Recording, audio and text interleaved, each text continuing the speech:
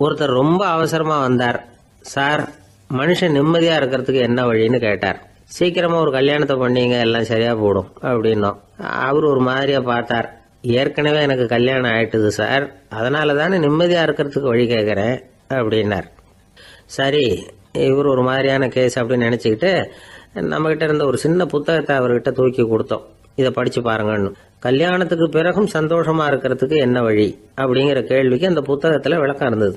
கணவன் மனைவிக்குள்ள சிக்கல் வராம இருக்கிறதுக்கு அதுல சில வழிகளை சொல்லி கொடுத்துருக்குறாங்க. அதெல்லாம் என்னென்ன அப்படிங்கிறத இப்ப பார்க்கலாமா? குடும்பம்னு இருந்தா கோபம் வரதான் செய்யும். அது வந்துட்டு போட்டும் பரவாயில்ல. ஆனா அந்த கோபம் ஒரே நேரத்துல 2 பேருக்கும் வந்துடாம பாத்துக்கணும். ஒரு சமயத்துல யாராவது ஒருத்தர் தான் கோபப்படணும், அடுத்தவங்க அமைதியா இருக்கணும். அதுக்கப்புறம் இவர் அமைதியான உடனே அவங்க ஆரம்பிச்சுக்கலாம். கோபமா ஏதாவது சொன்னா உடனே கோபமா பதில் சொல்லக்கூடாது. கொஞ்சம் பொறுத்து கோபம் தீர்ந்த உடனே அந்த பதிலை சொல்லலாம். அப்போ பதில் கோபமா இருந்தா கூட அது அவ்வளவு பெருசா தெரியாது. அற்ப விஷயத்துக்கெல்லாம் காய்ச்சி மூச்சுன்னு கத்திட்டு இருக்கக்கூடாது. உங்க 2 பேருக்குள்ள ஒரு தர்க்கம் ஆரம்பமாயிட்டுதுன்னு வச்சுக்கோங்க. கடுமையா 2 பேரும் விவாதம் பண்றீங்க. உங்களில் ஒருத்தர் இதுல ஜெயிக்கணும்னா அது நீங்களா இருக்க வேணாம், அடுத்தவங்க ஜெயிக்கிறதுக்கு நீங்க துணையா இருங்களேன். அப்படின்னா நீங்க கொஞ்சம் விட்டு கொடுக்கணும், அவ்வளவுதான். ஏதாவது குத்தம் சொல்லணுமா, செஞ்ச தப்ப சுட்டி காட்டணுமா, விமர்சனம் பண்ணணுமா, பண்ணுங்க, வேணான்னு சொல்லல. ஆனா சொன்னதை அப்படி சொல்றத கொஞ்சம் அன்பா இதமா சொல்லுங்க. எப்போ நடந்த தவறுகளை எல்லாம் இப்போ போய் மறுபடியும் ஞாபகப்படுத்திட்டு இருக்க வேண்டாம். நான் அப்பவே சொன்னேன் இந்த புடவை வேணாம்னு, நீங்க தான் கேட்கல, இப்போ பாருங்க கிழிஞ்சு போச்சு இப்படின்னு கத்துனாங்க ஒரு அம்மா. எப்போ சொன்னீங்கன்னு கேட்டா ஒரு 10 வருஷத்துக்கு முன்னாடி தீபாவளி சமயத்துல அப்படிங்கிறாங்க. அது என்ன இன்னும் அப்படியே புதுசாகவே இருக்கும்? உங்களுக்கு அவர் தான் பெருசு, அவருக்கு நீங்க தான் பெருசு. அதை விட இந்த உலகத்துல வேற எதுவும் முக்கியம் இல்லைன்னு நினைக்கணும். நீ தான் என்னுடைய உலகம்னு எத்தனை தடவை சொல்லியிருப்பீங்க? அதெல்லாம் வெறும் வசனமா போயிடக்கூடாது. ஏதாவது ஒரு பிரச்சனையை பத்தி கடுமையா விவாதம் பண்ணிட்டு இருக்கீங்க, அதை அப்படியே பாதியில விட்டுட்டு படுக்கைக்கு போயிடக்கூடாது. சொச்சத்தை நாளைக்கு பேசிக்கலாம்னு. அப்படி போனா தூக்கம் வராது. பிரச்சனையை ஒரு முடிவு பண்ணிக்கிட்டு அதுக்கப்புறமா தூங்க போகணும். ஒரு நாள்ல ஒரு தடவையாவது உங்க ஜோடியை பாராட்டி நல்ல விதமா கனிவா ஒரு வார்த்தை சொல்லணும் அப்படின்னு தீர்மானம் பண்ணீங்க. ஏதாவது தப்பு பண்ணிவிட்டீங்கன்னா பரவாயில்ல, அதை ஒத்துக்கிறதுக்கும் மன்னிப்பு கேட்கறதுக்கும் தயாரா இருக்கணும். அது ஒன்றும் கேவலம் கிடையாது. வீட்டுக்குள்ள தானே கேட்க போறீங்க, வெளியில யாருக்கு தெரிய போதும்? எப்படியோ உங்களுக்குள்ள ஒரு சமரசம் ஆனா சரிதான். ஒரு தகராறுன்னு எடுத்துக்கிட்டா குறைஞ்சபட்சம் அதுக்கு 2 பேர் தேவை. தனியாவே உட்காந்துக்கிட்டு நான் இப்ப தகராறு பண்ணிட்டு இருக்கிறேன் அப்படின்னு யாரும் சொல்ல முடியாது. 2 பேர் தகராறு பண்றாங்கன்னா பொதுவா அந்த 2 பேர்ல யாரு அதிகமா பேசுறாங்களோ அவங்க பேர்ல தான் தப்பு இருக்கும். அதை மனசுல வச்சுக்கணும். இதெல்லாம் தான் அந்த புத்தகத்துல போட்டிருக்கிற வழிமுறைகள். இவ்வளவும் சரியா வரலன்னா அப்புறமா சொல்லுங்க, வேற புத்தகம் ஏதாவது இருக்கான்னு தேடுவோம். ஒரு கணவன் தன்னுடைய மனைவியை அழைச்சிட்டு ஒரு மனோதத்துவ டாக்டர் கிட்ட வந்தாரா. டாக்டர், எங்களுக்கு கல்யாணம் ஆகி 30 வருஷ காலமா நாங்க ஒரு விஷயத்துல கூட ஒத்து போனதில்லை அப்படின்னு ஆரம்பிச்சார். உடனே அந்த அம்மா குறுக்கிட்டு, அது 30 வருஷம் இல்ல 32 வருஷம் அப்படின்னாங்களாம். இந்த உலகமே ஒரு நாடக மேடை, நாம எல்லாரும் நடிகர்கள். இது ஞானிகள் சொல்றது. இது ஒரு பக்கம் இருக்கட்டும். இந்த உலகத்துக்குள்ள எத்தனையோ நாடக மேடைகள், எத்தனையோ நடிகர்கள், எத்தனையோ நாடகங்கள், இதெல்லாம் எப்படி ஆரம்பமாச்சு? அதுதான் இன்னைக்கு தகவல். அதாவது ஆதி மனிதன் பேச ஆரம்பிக்கிறதுக்கு முன்னாடி சைகையாலேயே எல்லாத்தையும் சொல்லிட்டு இருந்தான். அதனால அப்பவே நடிப்பு ஆரம்பமாயிட்டுது. முதல்ல ஒரு வேட்டையத்தான் அவன் நடிச்சு காட்டியிருப்பான். இவன் எப்படி போனான், எதிரில் மிருகம் எப்படி வந்தது, அதோட எப்படி சண்டை போட்டான், எப்படி அடிச்சு கொண்டுகிட்டு வந்தான், இதை அப்படியே மற்றவங்களுக்கு நடிச்சு காட்டியிருப்பான். ஏன்னா மொழி கிடையாது. இந்த காலத்துல எல்லாம் நாடகங்கள்ல நடிக்கிறவங்கள நடிகர்கள்ங்கிறோம். ஒரு காலத்துல இவங்களுக்கு என்ன பேரு தெரியுமா? திஸ்பியர்கள் அப்படின்னு பேராம். இதுக்கு காரணம் உண்டு. அதாவது 2000 வருஷத்துக்கு முன்னாடி கிரீஸ் நாட்டுல திசிவியஸ் அப்படின்னு ஒரு ஆள் இருந்தான். அவன் ஒரு பெரிய நாடக கலைஞன். அவன் சில இளைஞர்களை சேர்த்துக்கிட்டான், பயிற்சி கொடுத்தான், நாடக குழுவை உருவாக்கினான். நடிகர்களையும் நாடகத்துக்கு தேவையான பொருள்களையும் ஏற்றிக்கிட்டு போறதுக்கு ஒரு வண்டியையும் தயார் பண்ணான். அந்த வண்டியிலேயே அவன் கிரேக்க நாடு பூராவும் சுத்தினான். ஊர் ஊரா நாடகம் போட்டான். ஒரு ஊருக்கு போனதும் அங்கே நாடகம் நடத்த தியேட்டர் இருக்கா அப்படிங்கன்னு எல்லாம் பார்க்கறது இல்லை அவன். ஏன்னா அப்போலாம் தியேட்டர்னா என்னென்ன தெரியாது. நாடகம்னா அது ஒரு மூடிய கொட்டைக்குள்ளே தான் நடத்தணுங்கிறது அப்போ யாருக்குமே தோணலை. இந்த வண்டி போகும், அதுவே ஒரு பகுதி அப்படியே ஒரு மேடை மாதிரி விரிச்சிக்கும். அதில் ஏறி நின்றுக்கிட்டு நாடகத்தை நடித்து காட்டுவாங்களாம். மக்கள்லாம் எதிரில் தரையில் உட்காந்து அதை பார்த்துக்கிட்டு இருக்கிறது. உலகத்தின் முதல் நடமாடும் தியேட்டர் இதுதானா. இந்த திசைபிஎஸ் தான் முதலாக உலகத்தில் நாடகம்ங்கிற பொழுதுபோக்கை நடத்தி காட்டினவன் அப்படின்னு சொல்கிறாங்க. அவன் சொந்தமாக நாடகம் எழுதுனா, நடித்தான், நாடகத்தை இயக்கினான். அதனால தான் அவனை first man of the theatre அப்படின்னு சொல்லுவாங்க. அவன் தான் நாடக மேடையின் முன்னோடி. கிரேக்கர் காலத்திலேயே நாடக ஆசிரியர்கள், நடிகர்கள், ரசிகர்கள் இவங்கெல்லாம் உருவாயிட்டாங்களாம். நாடகத்தின் சரித்திரத்தில் இந்த 3 பிரிவும் ரொம்ப முக்கியம். அதாவது கிரேக்க தியேட்டர்கள்லாம் திறந்த வெளி மேடைகள் தான். பெரும்பாலும் மலைச்சரிவுகள், அதுவே படிப்படியாக பண்ணியிருப்பாங்க. கீழே அரைவட்ட வடிவில் மேடை, அதுக்கு ஆர்கெஸ்ட்ரான்னு பேர். பிற்காலத்தில் இதில் உட்காந்து இசைக்குழுவினர் வாய்ச்சதுனால இசைக்குழுவுக்கே ஆர்கெஸ்ட்ராங்கிற பேர் வந்துட்டுது. இப்போ கிரேக்க தியேட்டர்களில் ஒன்று, அதோட காலம் கிமு 340. அதை இன்னமும் பாதுகாத்து வச்சிருக்கிறாங்களாம். எபிடாரஸ் அப்படிங்கிற இடத்துல அது இருக்குதான். இன்னமும் அந்த தியேட்டரை பயன்படுத்திக்கிட்டு வர்றாங்களாம். சிறந்த கிரேக்க நாடகங்கள்லாம் அங்கே நடிக்கிறாங்களாம். ஆரம்ப காலத்திலேயே கட்டணம் கிடையாது. அப்புறம் பின்னாடி தான் நுழைவு கட்டணம்லாம் அப்படியே வந்துட்டு தான். நடிகர்கள் பளபளப்பான ஆடைகள் உடுத்தியிருப்பாங்களாம். இந்த குதிகால் உயர்ந்த காலணிகள் போட்டிருப்பாங்களாம். இதெல்லாம் பழைய குறிப்புகள். பலவிதமான உருவங்களில் மாஸ்க் அப்படின்னு சொல்லப்படுற முகமூடி. அதனால் ஒரே நடிகர் பல வேடங்களில் நடிக்கிறது உண்டான். ஆரம்பத்தில் பெண் நடிகர்கள் கிடையாது, எல்லாம் ஆண் நடிகர்கள் தான். ரோமானியர்கள் தான் முதல் நிரந்தர நாடக மேடையை கட்டினவங்க. அதுதான் முதல் தியேட்டர். கிமு 1048 காலகட்டத்தில் பாம்பிங்கிற நகரத்தில் அதை கட்டியிருக்கிறாங்களாம். கிரேக்க ரோமானிய தியேட்டர்களின் அடிப்படையிலேயே இந்த இத்தாலிய வடிவ அமைப்பாளர்கள் இந்த குதிரை லாட வடிவில் ஒரு ஆடிட்டோரியத்தை உருவாக்கினாங்களாம். இப்படி அதை பற்றி நிறைய தகவல் இருக்குது. 1576 லண்டனில் இந்த வின்ஸ்பர்ரி, அப்புறம் இந்த பில்ட்ஸில், அப்புறம் ஜேம்ஸ் இப்படிங்கிற ஒரு முயற்சியால் தான் இங்கிலாந்தில் முதல் தியேட்டர் உருவாச்சான். அப்படி ஒருத்தர் இருந்தாராம். உலக நாடக மேடையின் வரலாறு இதுதான். அதாவது இப்பெல்லாம் அறிவியல் வளர்ச்சி அதிகமாயிட்டுது. திரைப்படம், தொலைக்காட்சி எல்லாம் வந்தாச்சு. ஒவ்வொரு வீடுமே ஒரு குட்டி தியேட்டர் மாதிரி ஆயிட்டுது. தொலைக்காட்சி முன்னாடி உட்காந்து எழுந்திருக்கவே மனசு வர்றதில்லை. ஒரு அம்மா ஒரு மனோதத்துவ டாக்டரை தேடிட்டு வந்தாங்களாம் இந்த காலத்தில். டாக்டர், எங்கள் வீட்டுக்காரர் எப்போ பார்த்தாலும் டிவி முன்னாடி உட்காந்துக்கிட்டு அதையே வெறிச்சு பார்த்துக்கிட்டு இருக்கிறார், உத்து பார்த்துக்கிட்டு இருக்கார், எனக்கு சந்தேகமாக இருக்குன்னாங்களாம். இது மனக்கோளாறு இல்லைங்க, ஆர்வ கோளாறு, அவ்வளவுதான், இதுக்காக பயப்படாதீங்கன்னாராம் டாக்டர். அப்படி இல்லை டாக்டர், டிவி ஓடும் பொழுது நாம் எல்லாம் அதை பார்க்குறோம் சரி, ஆனால் அவர் அப்படி இல்லை, டிவியை நிறுத்தினதுக்கு அப்புறமும் அதையே உத்து பார்த்துட்டு உட்காந்துருக்கிறார், அதனால தான் சந்தேகப்பட்டு உங்ககிட்ட வந்தேன் அப்படின்னாங்களாம். ஒரு அரசனும் அமைச்சரும் ஒரு நாள் ரொம்ப சாவகாசமாக பேசிக்கிட்டு இருந்தாங்களாம். அரசன் அமைச்சரை பார்த்து ஒரு கேள்வி கேட்டிருக்கார். ஏங்க அமைச்சரே, ஆசை இல்லாத ஒரு மனுஷனால் இருக்க முடியுமா அப்படின்னு. ஏன் முடியாது, துறவி அப்படிங்கிறவங்கெல்லாம் அப்படிப்பட்டவங்க தானே அப்படின்னாராம் அமைச்சர். அவங்கெல்லாம் உண்மையிலேயே ஆசையை விட்டவங்க தானா அப்படின்னு கேட்டாராம் ராஜா. அப்படி தான் இருக்கணும் அப்படின்னாராம் அமைச்சர். அப்படின்னா ஆசையே இல்லாத ஒரு உண்மையான துறவியை நான் பார்க்கணுமேன்னார். அது என்ன பிரமாதம், அதுக்கு நான் ஏற்பாடு பண்ணுறேன் அப்படின்னு விட்டார் இவர். சொல்லிவிட்டு உடனே புறப்பட்டு போனார். அங்கே இங்கே தேடினார். அப்புறம் தான் அவருக்கு புரிஞ்சுது உண்மை துறவியை கண்டுபிடிக்கிறது எவ்வளவு கஷ்டமான காரியம்னு. இருந்தாலும் ராஜா கிட்ட சொல்லியாச்சே உண்மை துறவியை காட்டுறேன்னு. இப்போ என்ன பண்ணுறது, ராஜா கிட்ட சொன்னபடி நடக்கலைன்னா அவருக்கு கோபம் வந்துடும். அமைச்சர் ஒரு யோசனை பண்ணார். அவருக்கு ஒரு வழி தெரிஞ்சுது. அதுதான் சரின்னு முடிவு பண்ணார். அதாவது அந்த ஊரில் அவருக்கு தெரிஞ்ச நாடக நடிகர் ஒருத்தர் இருக்கிறார், நல்லா நடிப்பார். அவரை போய் பார்த்தார். இதை பாருப்பா, எனக்காக நீ ஒரு காரியம் செய்யணும்னார். என்னன்னு கேட்டார் அவர். நீ ஒரு துறவி மாதிரி கொஞ்ச நேரத்துக்கு நடிக்கணும்.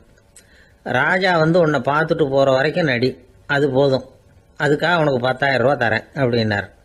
அவர் எந்த காலத்தில் இவ்வளவு பணத்தை மொத்தமாக பார்த்துருக்கார். அதனால் உடனே சரின்னு ஒத்துக்கிட்டார். அமைச்சர் அரண்மனைக்கு திரும்பி வந்தார். என்ன அமைச்சரே, இன்னுமா ஒரு உண்மையான துறவி கிடைக்கலன்னார். உண்மையான துறவி ஒருத்தரை இப்போ தான் கொஞ்ச நேரத்துக்கு முன்னாடி பார்த்து பேசிவிட்டு வர்றேன்.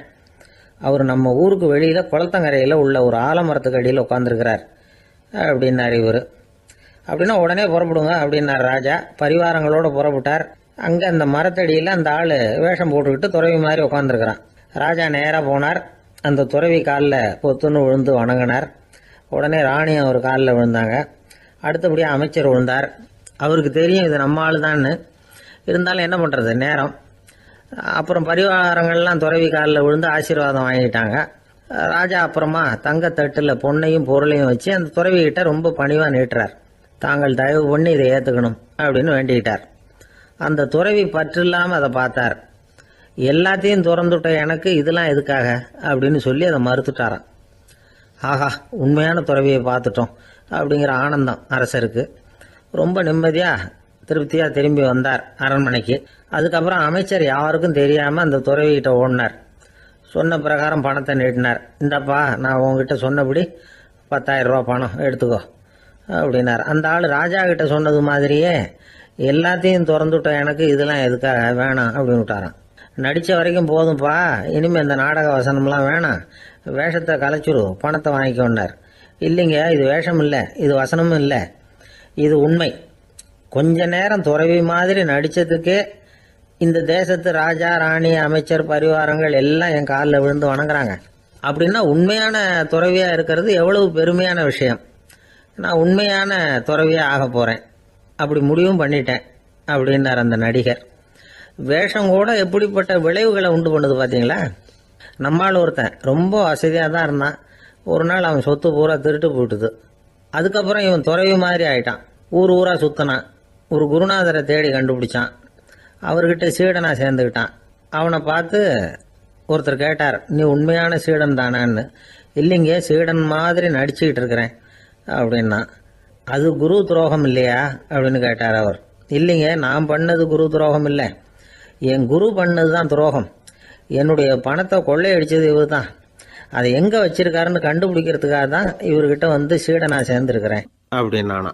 அந்த ஆள் என்னை கண்ணா பண்ணான்னு திட்டி விட்டான் சார். அதை நினச்சா எனக்கு ரொம்ப வருத்தமாக இருக்குது அப்படின்னு சொல்லி கவலைப்பட்டார் ஒருத்தர். இதில் கவலைப்படுறதுக்கு என்ன இருக்குது அப்படின்னார் ஒரு பெரியவர். அவர் ஒரு மகான். என்ன சார் இப்படி சொல்கிறீங்க, ஒருத்தர் நம்ம பார்த்து திட்டுனா வருத்தமாக இருக்காதா அப்படின்னார். அது எப்படி வருத்தமாக இருக்கும், திட்டுறதுங்கிறது என்ன, அது வெறும் சத்தம் தானே அப்படின்னார் அந்த பெரியவர்.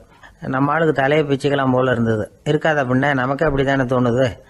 அந்த பெரியவர் சொல்கிறது ரொம்ப பெரிய விஷயம். அதை நாம் புரிஞ்சிக்க முயற்சி பண்ணலாம்னா நடைமுறை வாழ்க்கைக்கு அது ஒத்து வர்றது மாதிரி தெரிய மாட்டேங்குது. இருந்தாலும் அந்த பெரியவர் அதுக்கு என்னதான் விளக்கம் கொடுக்குறாருன்னு பார்ப்போமே. ஒரு ரயில் போயிட்டுருக்கு, அதில் ஒரு சாது போயிட்டுருக்கார். அந்த ரயில் வந்து அவர் ஹரித்வாரம் போயிட்டுருக்கார். அவர் ரயிலில் ஏகப்பட்ட கூட்டம். நம்ம ஊர் ரயில் கேட்க வேணும், டிக்கெட் வாங்கிட்டு கொஞ்சம் பேர், வாங்காத கொஞ்சம் பேர். அது என்னத்துக்கு அனாவசியமாக டிக்கெட் அப்படிங்கிற நினப்பில் பாதி பேர். இந்த கூட்டத்துக்கு மத்தியில் அந்த சாதுவும் போயிட்டு இருக்கிறார். உட்கார்றதுக்காக இருந்த இடத்துல ஒரு ஆள் படுத்திருக்கிறான். கொஞ்சம் முரட்டு ஆசாமி. அவன் காலு பக்கத்தில் கொஞ்சோண்டு இடம் பாக்கி இருந்தது. அந்த இடத்துல இந்த சாது உட்காந்துருந்தார். மெதுவாக உட்காந்துக்கிட்டார் போய். ஆனால் அந்த ஆள் ராத்திரி பூரா இவரை காலால் உதச்சிக்கிட்டே இருக்கிறான். அது இவருக்கு ரொம்ப அவமானமாக பட்டுது. அதனால் துக்கம் ஏற்பட்டது. இருந்தாலும் அதை ஒரு மாதிரியாக சகிச்சுக்கிட்டே இவர் வந்து சேர்ந்தார். பொழுது விடிஞ்சது. அந்த சாது ஹரித்வார் வந்து சேர்ந்தார். அங்கே ஒரு பெரிய ஞானியை சந்தித்தார். ராத்திரி ரயிலில் அந்த ஆள் உதைச்சதையும் அதனால் தனக்கு ஏற்பட்ட துக்கத்தையும் இந்த சாது அந்த ஞானிகிட்ட சொன்னார். சொல்லிவிட்டு, ஏன் சுவாமி, எனக்கு துக்கம் ஏற்பட்டதே அது தப்பா அப்படின்னு கேட்டார். தவறு தான்னார் அந்த ஞானி. உனக்கு இன்னமும் தேக அபிமானம் போகலைங்கிறது தான் அது காட்டுது. அஷ்டாவக்கிரர் என்ன சொல்றார் தெரியுமா, உண்மையான ஞானி யாராவது தன்னை வந்தனை செய்தால் அதற்காக சந்தோஷப்பட மாட்டார், யாராவது நிந்தனை செய்தால் அதற்காக வருத்தப்பட மாட்டார் அப்படின்னு சொல்றார். நிந்தனைங்கிறது ஒரு ஒலி தான். தேகாபிமானம் இருக்கிற வரைக்கும் இந்த ஒலி நம்மளை வந்து வேதனைப்படுத்தும். நான் தேகம் இல்லை, ஆத்மா அப்படிங்கிற நினைவு இருந்தா இந்த ஒலி நம்மளை பாதிக்காது. மனு என்ன சொல்றார் தெரியுமா, ஒரு சாதகன் பாராட்டுதலை விஷம்னு நினைச்சு பயப்படணும், அவமானத்தை அமிர்தம்னு நினைச்சு சந்தோஷப்படணுங்கிறார். அவமானப்பட்டா கவலைப்படாமல் எப்படி இருக்க முடியும் அப்படின்னு தான் நமக்கு தோணும். அதனால தான் நம்மள யாரும் இதுக்கு உதாரணமாக யாரையும் காட்ட முடியல. புத்தரையும் கபீரையும் உதாரணமாக காட்டுறாங்க. அவங்களுக்கெல்லாம் அவமானம் ஏற்பட்டப்போ கவலையே படலையாம். புத்தரை வந்து அவமானப்படுத்தணுங்கிறதுக்காக கௌசாம்பி ராணி ஒரு இளம் பெண்ணை கொலை பண்ணி சடலத்தை புத்தர் குடிசைக்கு முன்னாடி போட சொன்னார். போட்டாங்க. புத்தர் தான் அந்த பொண்ணை கெடுத்து கொலை பண்ணி விட்டாருன்னு எல்லாரும் நினைச்சாங்க. ஆனால் புத்தர் இதை பற்றி கவலையே படலை. அப்புறமா உண்மை தெரிஞ்சதும் புத்தர் புகழ் இன்னும் அதிகமாயிட்டது. ஒரு பெரிய சபையில் ஒரு மோசமான பொண்ணு நுழைஞ்சி தனக்கும் கபீருக்கும் சம்பந்தம் உண்டுன்னு சொன்னா. கபீர் கவலைப்படலை. அவங்க மாதிரியெல்லாம் நாமளும் இருக்க கத்துக்கணும். நிந்தனை, அபகீர்த்தி, அவமானம் எல்லாம் ஆண்டவன் கொடுக்கிற பிரசாதம்னு நினைக்கணும் அப்படின்னு சொல்றார் அந்த ஞானி. இதை கேட்ட இந்த காலத்து ஆசாமி ஒருத்தர், நான் கூட அப்படிதான் சார், யாராவது அவமானப்படுத்தினா கவலைப்பட மாட்டேன். நேற்று கூட ஒருத்தர் என்ன பலார்னு அரைஞ்சுட்டார், நான் கொஞ்சம் கூட கவலைப்படலை, பேசாமல் வந்துட்டேன்னார். ஏன் அப்படி வந்துட்டீங்க அப்படின்னு. அவர் அரைஞ்சதுலேயும் ஒரு அர்த்தம் இருந்தது, அதனால தான் அப்படி வந்துட்டேன்னார். ஏன் அரைஞ்சாருன்னு கேட்டேன். 10 வருஷத்துக்கு முன்னாடி 15 ரூபா அவர்கிட்ட கடன் வாங்கினேன், அதை கேட்டு கேட்டு பார்த்துட்டு கடைசியாக தான் அரைஞ்சார் அப்படின்னார். ஆண்டவனுடைய பிரசாதம் இவருக்கு அடிக்கடி கிடைக்கும் போல இருக்கு. அம்மாக்காரங்களுக்கு அடிக்கடி ஏற்படுற கவலை ஒன்று உண்டு. அதாவது குழந்தை சரியா சாப்பிட மாட்டேங்குதே அப்படிங்கிற கவலை. இவங்கெல்லாம் ஒரு விஷயத்த நல்லா புரிஞ்சுக்கணும். குழந்தைகள்ங்கிறவங்க பெரியவங்க மாதிரி இல்லை. அவங்க கடிகாரத்தில் மணியை பார்த்துட்டு சாப்பிட்றதுக்கு உட்கார்ற ரகம் கிடையாது. பசிச்சா சாப்பிடுவாங்க, இல்லைன்னா விளையாடுவாங்க அல்லது தூங்குவாங்க. அது புரியாம அவங்கள கட்டாயப்படுத்தி அல்லது மிரட்டி சாப்பிட வைக்கிறது ரொம்ப தப்பு. ஒரு 8 மாச குழந்தைக்கு 3 மணி நேரத்துக்கு ஒரு தடவை பசிக்கும். அந்த நேரம் பார்த்து சாப்பாடு கொடுத்தா அடம் பண்ணாம அது பாட்டுக்கு சாப்பிட்றோம். அதே குழந்தைக்கு 1 வயசு ஆகிறப்போ 4 மணி நேரத்துக்கு ஒரு தடவை பசிக்கும். இந்த வயசுல இயற்கையாவே பசி குறைஞ்சிருக்கும். அது புரியாம என் குழந்தை முன்னாடி மாதிரி இப்ப சரியா சாப்பிட மாட்டேங்கிறான் அப்படின்னு சில பேர் டாக்டர் கிட்ட போய் சொல்லிக்கிட்டு இருப்பாங்க. இன்னொரு விஷயம், ஒரு குழந்தைக்கு வயசு அதிகமாகிற வேகத்துக்கு உடம்பு எடையும் அதிகமாகிக்கிட்டே போவாது. உடம்பு எடை அதிகமாகிற வேகம் குறைஞ்சிக்கிட்டே வரும். 6 மாச குழந்தைக்கு ஒரு வாரத்துல 150 கிராம் எடை கூடும். ஒரு வயசுல வாரத்துக்கு 71 கிராம் எடை கூடும். இது புரியாம அதிகமாக சாப்பாட்டை கொடுத்து குழந்தைய கஷ்டப்படுத்தக்கூடாது. ஏன்னா அளவுக்கு மீறின உணவு அஜீரணத்தை உண்டு பண்ணிவிடும். குழந்தைக்கு ஒரு தட்டில் கொஞ்சமாக ஆகாரத்தை வச்சு கொண்டுகிட்டு போய் கொடுக்கணும். மலை மாதிரி குவிச்சு வச்சா அதை பார்த்ததுமே பசி அடங்கி போயிடும். அடித்து மிரட்டி பயமுறுத்தி குழந்தைய சாப்பிட வைக்கிற பழக்கம் இருக்கு பாருங்க, அதுக்கு ஃபுட் ஃபோர்ஸிங் அப்படின்னு பேர். இப்படி பண்ணினா குழந்தைக்கு சாப்பாட்டில் விருப்பம் குறைஞ்சிரும், அதை கண்டாவே வெறுக்க ஆரம்பிச்சிடும். அது மாதிரி உளம் சார்ந்த பசி குறைவு, சைக்கோஜெனிக் அனோரெக்சியா, அது ஏற்படுமா. சாப்பாடுங்கிறதே ஒரு தண்டனை மாதிரி தோணும். குழந்தைகளுக்கு பிடிச்ச மாதிரியான ஆகாரத்தை கொடுக்கணும். சத்து அதிகம் இருக்குங்கிறதுக்காக அதுக்கு பிடிக்காத ஆகாரத்தை கொடுத்து கட்டாயப்படுத்தக்கூடாது. குழந்தைகளுக்கு 2 வயசு ஆகிறப்போ இயற்கையாகவே எதிர்மறை குணம் உண்டாகும். அதாவது அந்த எதிர்மறையா பேசுறது. இது மாதிரி சமயங்களில் நாம் என்ன சொல்கிறோமோ அதுக்கு நேர்மாறாக நடந்துக்கும். ஏட்டிக்கு போட்டி. சாப்பிட சொன்னால் விளையாட போவோம், விளையாட சொன்னால் சாப்பாடு கேட்கும். இதை புரிஞ்சுக்கிட்டு நடந்துக்கணும். குழந்தை சொன்ன பேச்சை கேட்கலேன்னு கோவப்படக்கூடாது. குழந்தை வளர வளர பிடிவாத குணம் வர்றது சகஜம். கேட்டதை வாங்கி கொடுத்தாதான் சாப்பிடுவேன் அப்படின்னு பிடிவாதம் பண்ணும். வாங்கி கொடுத்து விடுறது தான் உத்தமம். நீங்களும் அதுகிட்ட பிடிவாதம் பண்ணிட்டு இருக்கக்கூடாது. ஏன்னா கேட்டது கிடைக்கலையேங்கிற ஏமாற்றம் கூட குழந்தையோட பசியை குறைச்சிரும். கேட்டது கிடைச்சிட்டா பசி அதிகமாகும். கொடுத்ததை மளமளன்னு சாப்பிட்றோம். குழந்தைகளுக்கு கண்ட கண்ட நேரத்தில் சாப்பிட்றதுக்கு எதையாவது வாங்கி கொடுத்துக்கிட்டு இருந்தா சாப்பாட்டு நேரத்தில் சாப்பிடாம அடம் பண்ண ஆரம்பிச்சிடும். பள்ளிக்கூடம் போகிற பிள்ளைங்க காலை உணவை சரியாக சாப்பிட மாட்டாங்க. அச்சம், அவசரம், பரபரப்பு இதெல்லாம் தான் காரணம். பள்ளிக்கு புறப்படுறதுக்கு ஒரு 3/4 மணி நேரத்துக்கு முன்னாடியே சாப்பாடு போட்டுருங்க, அது சரியாக போடும். படிக்கிற குழந்தைகள் உடல் சோர்வு, மனச்சோர்வு இது காரணமாக கூட சாப்பிட மறுக்கிறது உண்டு. இப்போ உதாரணமாக சாயந்தரம் விளையாடி விட்டு வீட்டுக்கு வந்ததும் சாப்பிட சொன்னால் வேணாம்பாங்க. இது உடல் சோர்வு. ரொம்ப நேரம் வீட்டு பாடங்களை செஞ்சு முடித்த கையோடு சாப்பிட சொன்னாலும் அவங்களால சரியாக சாப்பிட முடியாது. இது உளச்சோர்வு, அதாவது மனச்சோர்வு. இதை தவிர குழந்தைகளுக்கு உடல் நலக்குறைவு ஏற்பட்டால் கூட சாப்பிட மறுக்கிறது உண்டு. சில மருந்து மாத்திரைகள் கூட பசியை குறைச்சிரும். அதனால் சரியாக தெரிஞ்சுக்கிட்டு குழந்தைகளை சாப்பிட வைக்கணும். அது புரியாமல் கையில் சாப்பாட்டு தட்டை வச்சுக்கிட்டு குழந்தைகளை விரட்டிக்கிட்டு அலையக்கூடாது. ஒரு சின்ன பையன் சொன்னான், எங்கள் அம்மா சாப்பாடு போடுறது தெரிஞ்சா நான் உடனே வீட்டை விட்டு வெளியில் ஓடி போடுவேன் அப்படின்னா. ஏன் அப்படி பண்ணுறேன்னு கேட்டோம். எங்கள் அப்பா கூட அது மாதிரி தான் சார் பண்ணுவார் அப்படிங்கிறான். ஒரு ஊரில் ஒரு ராஜா இருந்தார். பெரிய அரண்மனையில் தான் இருக்கிறார். எல்லா வசதியும் இருந்தது. இருந்தாலும் அவர் எல்லாரும் சொல்கிறது எப்படி தெரியுமா, பிச்சைக்கார ராஜா. அப்படி ஒரு பேர் அவருக்கு நிலைச்சி போச்சு. ஜனங்களும் சரி, மற்ற தேசங்களில் உள்ளவங்களும் சரி, அவர் அந்த பேர் சொல்லியே குறிப்பிடுறது வழக்கமாக போட்டுது. இது அவருக்கு ரொம்ப கவலையாக போச்சு. என்ன இது, நம்மளை தேடி வர்றவங்களுக்கெல்லாம் நாம் சோறு போடுறோம், நம்ம புகழ்ந்து பாடல் ஏற்றி கொண்டு வர்ற புலவர்களுக்கெல்லாம் அவங்க எப்படி வந்தாலும் ஒருவேளை சோறு போடணுங்கிறது உத்தரவு. இவ்வளவுலாம் செஞ்சும் நம்மளை போய் பிச்சைக்கார ராஜான்னு எல்லாரும் சொல்றாங்களே, அது ஏன், எதுக்காக அப்படி சொல்றாங்க? இதுதான் ராஜாவுக்கு குழப்பம். சரி, இதை பத்தி நம்ம அமைச்சர்கள் கிட்ட கேட்கலாமா அப்படின்னு யோசனை பண்ணார். இந்த விஷயத்த போய் அவங்க கிட்ட எப்படி கேட்கறதுன்னு அவருக்கு தயக்கமா இருந்தது. கௌரவ குறைச்சலா தெரிஞ்சுது அவருக்கு. சரி, சாதாரண குடிமக்கள் கிட்ட இதை பத்தி கேட்கலாமா அப்படின்னு யோசனை பண்ணார். கேட்கலாம், ஆனால் அவங்க யாரும் ராஜா முன்னாடி வந்து நின்று தைரியமா பேசக்கூடிய அளவுக்கு இல்லை. ராஜாவோட குழப்பம் நாளுக்கு நாள் அதிகமாக போச்சு. கடைசியாக அவர் ஒரு முடிவுக்கு வந்தார். அதாவது இதை பற்றி ஒரு பிச்சைக்காரங்கிட்டே கேட்டு பார்த்துட்டா என்ன. இதுதான் அவர் பண்ண முடிவு. உடனே மாறு வேஷம் போட்டுக்கிட்டு நகர்வலம் போனார். ஒரு பிச்சைக்காரனை கண்டுபிடிச்சார். இதை பாருப்பா, நம்ம ராஜாவை எல்லாரும் பிச்சைக்கார ராஜான்னே சொல்கிறாங்களே, அதுக்கு என்ன காரணமாக இருக்கும் அப்படின்னு கேட்டார். அதுக்கு அவன் சொல்கிறான், இதுக்கான பதிலை இன்னும் ஒரு 30 நாளில் சொல்கிறேன் அப்படின்னா. உடனே இவருக்கு சந்தோஷம். உண்மையை அவங்ககிட்ட சொன்னார்.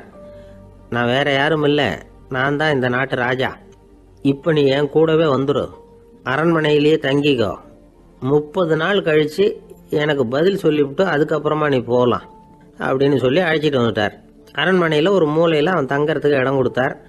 தினம் 2 வேளையும் இவனுக்கு சோறு போடுங்க அப்படின்னு உத்தரவு போட்டார். ராஜா கொடுத்த இடத்துல போய் உக்காந்துக்கிட்டான் அந்த பிச்சைக்காரன். தினமும் அந்த அரண்மனையில் நடக்கிறதையெல்லாம் கவனிச்சிக்கிட்டு வந்தான். வேளைக்கு சாப்பாடு வரும், சாப்பிட்டுக்கிட்டு இருக்கான். இப்படி 30 நாள் முடிஞ்சுது. ராஜா வந்தார். என்ன, என்னோட கேள்விக்கு பதில் என்னன்னு கண்டுபிடிச்சிட்டியான்னார். கண்டுபிடிச்சிட்டேன்னா. என்ன எல்லாரும் பிச்சைக்கார ராஜான்னு சொல்கிறாங்களே, அது நியாயமாக படுதா உனக்குன்னு கேட்டார். நியாயமாக தான் படுது, சந்தேகம் இல்லாமல் நீங்கள் பிச்சைக்கார ராஜா தான். என்னதான் நீங்கள் வசதியோடவும் படைபலத்தோடவும் இருந்தால் கூட நீங்கள் எங்கள் வர்க்கத்தை சேர்ந்த ஆசாமி தான் அப்படின்னு அடித்து சொல்லிவிட்டான் அந்த ஆள். எதனால் அப்படி சொல்கிறேன்னு கேட்டார் இவர். அரசே, ஒரு உண்மையை கண்டுபிடிச்சி சொல்கிறதா நான் உங்ககிட்ட சொன்னேன். நீங்கள் ராஜ பரம்பரைன்னா உடனே உங்கள் கழுத்தில் கிடக்கிற முத்து மாலையை கழட்டி பரிசாக கொடுத்துருப்பீங்க, பொண்ணையும் மணியையும் கொடுத்துருப்பீங்க. ஆனால் நீங்கள் அப்படி செய்யலை. என்னை ஒரு மூலையில் உட்கார வச்சு 2 வேளை சோறு போட சொன்னீங்க. உங்களை தேடி யார் வந்தாலும், யார் பாராட்டி பேசினாலும் அல்லது பிரச்சனைகளை சொன்னாலும் நீங்கள் செய்கிற ஒரே காரியம் சோறு போடுறது தான். பிச்சைக்காரனுக்கு சோறு மட்டும்தான் உலகம். உங்கள் விஷயத்திலையும் நீங்கள் அப்படி தான் நினைக்கிறதாக தெரியுது. நல்லா கவனிங்க. எந்த ஒரு பிரச்சனைக்கும் சோறு தான் முடிவுன்னு நினைக்கிறீங்க பாருங்க. நீங்கள் சந்தேகமில்லாத எங்களை சேர்ந்த ஆளு தான் அப்படின்னு விட்டான் அந்த பிச்சைக்காரன். அதுக்கப்புறம் தான் அந்த ராஜா தன்னுடைய தவறுகளை எல்லாம் தேர்த்திக்கிட்டாராம். பசின்னு வர்றவங்களுக்கு சோறு தான் போடணும், அது தப்பு இல்லை. பாராட்ட வர்றவங்களுக்கெல்லாம் சோத்தையே போட்டு அனுப்புனா இப்படி தான் பேர் வரும். எனக்கு தெரிஞ்ச ஒருத்தர் தினமும் யாராவது ஒருத்தரை தன் வீட்டுக்கு அழைச்சிட்டு போவார், சாப்பாடு போட்டு அனுப்புவார். முன்னறிவிப்பு இல்லாமல் திடீர்னு ஒரு விருந்தாளியோட வீட்டில் போய் இவர் நிற்கிறது வழக்கம். அந்த அம்மாவும் இவருக்காக தயார் பண்ணி வச்சிருந்ததை இவர் அழைச்சிட்டு வந்திருக்கிற விருந்தாளிக்கு போட்டுருவாங்க. விருந்தாளி சாப்பிட்டுட்டு போனதுக்கப்புறம் இவர் மனைவி கிட்ட உனக்கு சிரமம் வேணாம் அப்படின்னு சொல்லிவிட்டு பக்கத்தில் உள்ள ஒரு ஹோட்டலுக்கு போய் காசு கொடுத்து சாப்பிட்டுட்டு வந்துடுவார். பல நாள் இப்படி நடக்கும். ஒரு நாள் அவரை தனியாக கூப்பிட்டுக்கிட்டு போய் ஏன் இப்படி பண்ணுறீங்கன்னு கேட்டோம். அதுக்கு அவர் சொல்கிறாரு, எங்கள் வீட்டு சாப்பாட்டிலேருந்து தப்பிக்கிறதுக்கு எனக்கு வேற வழி எதுவும் தெரியல சார், அதனால தான் இப்படி பண்ணிகிட்டு இருக்கிறேன் அப்படின்னார் ரொம்ப பரிதாபமாக. ஆஃபீஸை முடிஞ்சு வீட்டுக்கு போகிற சமயத்தில் ஒருத்தர் கடைக்கு போய் ஸ்வீட் வாங்கினார். சரி, வீட்டுக்கு பிள்ளைங்களுக்கு தான் வாங்கிட்டு போகிறார் அப்படின்னு மற்றவங்க நினச்சாங்க. அவர் அப்படி செய்யலை. அந்த இடத்துலையே பொட்டலத்தை பிரித்தார். திருட மாதிரி அப்படியே சுற்றி ஒரு தரம் பார்த்துக்கிட்டார். யாரும் தெரிஞ்சவங்க இல்லைங்கிறத முடிவு பண்ணிவிட்டு அவசரமாக அதை அப்படியே போட்டு முழுகிவிட்டு கையை தொடச்சிக்கிட்டு நல்ல பிள்ளை மாதிரி நடந்து போக ஆரம்பிச்சிட்டார். அவர் யாருன்னா, அவரோட பிரச்சனை எல்லாருக்கும் தெரியாது, சில பேருக்கு தான் தெரியும். அதாவது அவர் உடம்புல சர்க்கரை இருக்குதுன்னு டாக்டர் சொல்லிவிட்டாராம். அதனால் வீட்டில் சர்க்கரையே இவர் கண்ணில் காட்டுறதில்ல. அதனால் இவர் யார் கண்ணிலையும் படாமல் இப்படிப்பட்ட வேலைகள்லாம் செய்கிறது வழக்கம். யாருக்கும் தெரியாமல் இப்படி ஸ்வீட்டை வாங்கி சாப்பிட்டுட்டு அவர் பாட்டுக்கு போயிடுறது. இப்படிப்பட்டவங்களுக்கெல்லாம் கொஞ்சம் ஆறுதலான தகவல் இன்றைக்கி. அது என்னென்னா, நாம் சாப்பிட்ற சர்க்கரைக்கும் நம்ம உடம்பில் உள்ள சில கோளாறுகளுக்கும் அப்படி என்ன தான் சம்மந்தம் இருக்குது. இதை பற்றி சமீபத்தில் சில ஆராய்ச்சிகள்லாம் நடந்திருக்குது. ஏன்னா சர்க்கரைன்னாவே விஷம் மாதிரி அதை பார்க்குறவங்களும் சில பேர் உண்டு. சின்ன பிள்ளைங்களுக்கு வயத்தில் பூச்சி உண்டாகிறதுலேருந்து பெரியவங்களுக்கு நீரிழிவு வர்ற வரைக்கும் எல்லாத்துக்கும் சர்க்கரை தான் காரணம்னு சொல்லிகிட்டு இருக்கிறோம். ஆனால் அந்த அளவுக்கு பயப்பட வேண்டிய அவசியம் இல்லை அப்படின்னு சொல்கிறாங்க. சர்க்கரை வியாதி, இருதய நோய், பித்த நீர் பை நோய், இதெல்லாம் வந்து சில நோய்கள்லாம் நாம் சாப்பிட்ற சர்க்கரைக்கும் தொடர்பு இருக்குன்னு நினைக்கிறோம். ஆனால் அப்படி சம்பந்தம் உண்டுங்கிறதுக்கு போதுமான அளவுக்கு ஆதாரம் இல்லை அப்படிங்கிறாங்க ஆராய்ச்சியாளர்கள். ஒரே ஒரு சம்பந்தம் தான் உறுதியாக இருக்குதான். அதுவும் இந்த பல் சிதைவு அப்படின்னு இருக்கு இல்லையா, அந்த சர்க்கரை சாப்பிட்றதுக்கும் இந்த பல் சிதைவுக்கும் சம்மந்தம் இருக்குது அப்படிங்கிறத மட்டும் உறுதியாக சொல்கிறாங்க. சர்க்கரைன்னா நாம் சாப்பிட்ற ஜீனி மட்டும் இல்லை, பழம், காய்கறி, பால், தேன் இப்படி எல்லாத்துலேயும் அது இருக்குது. கேரட்டு கொடுக்குற சத்தில் 88% சர்க்கரை, ஆப்பிள் கொடுக்குற சக்தியில் 95% சர்க்கரை. இது ஜீனி சர்க்கரை, இது ஆப்பிள் சர்க்கரை அப்படிங்கிற வித்தியாசம்லாம் உடம்புக்கு கிடையாது. ரெண்டுமே உடனடியாக வந்து சக்தி கொடுக்குது. ஒரு ஸ்பூன் சர்க்கரையில் வந்து 16 கலோரி தான் சத்து இருக்குது. அதிகமாக சர்க்கரை சாப்பிட்டா நீரிழிவு வந்துருங்கிறது தப்பான ஒரு அபிப்பிராயம். டயபெட்டிஸுங்கிறது ஒரு மெட்டபாலிக் டிசார்டர், அவ்வளவுதான். அதாவது நாம் சாப்பிட்ற சர்க்கரையை நம்ம உடம்பு திறமையாக உபயோகப்படுத்திக்க முடியல அப்படின்னு அர்த்தம். அதனால தான் அதிகமாக இனிப்பு வேணாம்னு சொல்கிறோம். ஏற்கனவே உடம்பால் முடியாத ஒன்றை மறுபடியும் அது தலையில் சுமத்தி அதிகமாக வேலை வாங்க வேணாமே அப்படிங்கிறதுக்காக தான். ஆகாரத்தில் அதிகமாக சர்க்கரை இருந்தால் அதனால் உடனே சர்க்கரை வியாதி வந்துடும்ங்கிறதுக்கு விஞ்ஞான ரீதியாக போதுமான ஆதாரம் இல்லை. அதனால் எப்போவாவது அதிகமாக ஸ்வீட்டு சாப்பிட்டுட்டா ஐயோ அதிகமாக சாப்பிட்டோமோ என்ன பண்ண போகுது தெரியலையே அப்படின்னு நினச்சி மனசை போட்டு குழப்பிக்க வேண்டியதில்லை. பொதுவாக எதுவுமே அதிகமாக வேண்டாம், எல்லாம் சீராக இருந்தால் போதும். நீரிழிவுங்கிறது புதுசாக வந்துட்ட ஒரு நோய் இல்லை, ரொம்ப காலமாகவே இருக்கிற ஒன்று தான். நம்ம முன்னோர்கள் இதை மதுமேகம் அப்படின்னு சொல்லுவாங்க. அதை கட்டுப்படுத்துறதுக்கு அவங்களே சில வழிமுறையை சொல்லி வச்சுருக்கிறாங்க. அது என்னென்னா வேறு ஒன்றும் இல்லை, இந்த பாவக்காய், முள்ளங்கி, அருகம்புல், அவ்வளவுதான். வெள்ளை முள்ளங்கி இருக்குல்ல, அதை வாரத்துக்கு 3 நாள் சாப்பிட்டுக்கிட்டு வாங்க. நூலுக்கோல் ரொம்ப நல்லது. இல்லைன்னா முள்ளங்கி சாறு 1 அவுன்ஸு சாப்பிட்டுட்டு வரலாம். ரத்தத்தில் சேர்கிற சர்க்கரை அளவை இதெல்லாம் கட்டுப்படுத்துது. சிறுநீரில் காணப்படுகிற சர்க்கரை அளவையும் சமநிலைப்படுத்துது. தினமும் ஆகாரத்தில் கோதுமை, கேழ்வரகு, வெந்தயம், கருவேப்பிலை, சோயாபீன்ஸ் எது கிடைக்குதோ சேர்த்துக்கலாம். இப்படிலாம் செஞ்சுக்கிட்டு வந்தால் அப்புறம் வீட்டுக்கு தெரியாமல் கடையில் போய் நின்றுக்கிட்டு ஸ்வீட் வாங்கி திருட்டுத்தனமாக சாப்பிட வேண்டிய அவசியமே உங்களுக்கு வராது. 2 ஆசாமிகள் கடற்கரையில் உட்காந்து சாவகாசமாக பேசிக்கிட்டு இருந்தாங்களாம். ஒருத்தர் சொன்னார், இன்னொருத்தருக்கு தெரியாமல் ஸ்வீட்டு சாப்பிட்றதே எப்பவும் வந்து இடைஞ்சல் தான் சார். நேற்றுக்கு பாருங்கள் அப்படி தான் சாப்பிட்டுக்கிட்டு இருந்தேன், வீட்டுக்காரி கண்ணில் போட்டுவிட்டுது, அதுக்கப்புறம் ஒரே ரகலையாக போச்சு அப்படின்னாரா. எனக்கு கூட அப்படி தான் சார் ஆகிட்டுது, ஒரே ரகலை அப்படின்னாரா இன்னொருத்தர். நீங்கள் சாப்பிட்டதும் உங்கள் வீட்டுக்காரங்க கண்ணில் போட்டுவிட்டுதா சார் அப்படின்னு கேட்டிருக்கார் இவர். அதுக்கு அவர் சொன்னாராம், அப்படி இல்லை சார், கடைக்காரர் கண்ணில் போட்டுவிட்டுதோ, நான் அவருக்கு தெரியாமல் அந்த ஸ்வீட்டை அவர் கடையிலேருந்து எடுத்திருந்தேன் அப்படின்னு விளக்கம் கொடுத்தாராம் இந்த ஆள். ஒரு மனுஷனுக்கு 3 விதத்தில் கர்வம் உண்டாகிறதுக்கு வாய்ப்பு உண்டு. பணம், பதவி, புகழ். பணம் அதிகமாக வந்தால் கர்வம் வரலாம், பதவி பெருசாக வந்துட்டுதுன்னா கர்வம் வரலாம், புகழ் அதிகமாக போனாலும் கர்வம் வரலாம். இந்த 3 வகையான கர்வத்துக்கும் இடம் கொடுக்காமல் இருக்கிறாங்க பாருங்கள், அவங்க தான் சிறந்த மனிதர்கள்.